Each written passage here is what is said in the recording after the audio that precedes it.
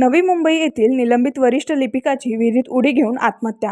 इसापूर शेत शिवारातील दुर्दैवी घटना. दिग्रस तालुक्यातील सिंगद येथील रहिवासी तथा नवी मुंबई येथे महानगरपालिकेत वरिष्ठ लिपिक म्हणून कार्यरत असलेल्या एका 48 वर्षीय कर्मचाऱ्याने विहिरीत उडी घेऊन आत्महत्या केल्याची दुर्दैवी घटना बुधवार दिनांक 18 फेब्रुवारी 2026 रोजी दुपारी 12:30 वाजताच्या सुमारास उघडकीस आली.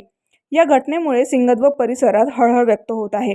मृतक राजू काशीराम राठोड वय 48 राहणार सिंगद हवेली मुंबई पनवेल हे नवी मुंबई महानगरपालिका येथे परिमंडळ क्रमांक 2 मध्ये वरिष्ठ लिपिक म्हणून कार्यरत होते.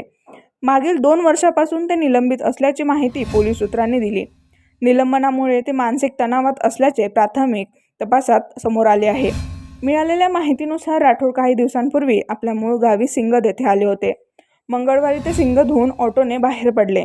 दरम्यान दिग्रस तालुक्यातील इसापूर शेत शिवाराजवळ अचानक उतरल्याचे सांगण्यात येते. त्यानंतर ते परत न आल्याने कुटुंबियांनी शोधाशोध सुरू केली, मात्र त्यांचा काहीच सुगावा लागला नाही. सायंकाळच्या सुमारास इसापूर शेत शिवारातील संतोष गायकवाड यांच्या विहिरीजवळ एक जॅकेट व चप्पल आढळून आल्या. संशय असल्याने विहिरीत डोकावून पाहिले असता पाण्यात एक मृतदेह तरंगत दिसला. तात्काळ याबाबत पोलिसांना कळविण्यात आले. विहीर खोल असल्याने मृतदेह बाहेर काढण्यासाठी मोठी कसरत करावी लागली. खाटीला दोर बांधून ती विहिरीत सोडण्यात आली आणि रात्री उशिरापर्यंत प्रयत्न करून मृतदेह बाहेर काढण्यात आला.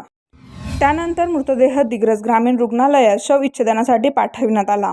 मृतकाच्या पश्चात आई, पत्नी, 2 मुले, 2 भाऊ आणि 4 विवाहित बहिणी असा परिवार आहे.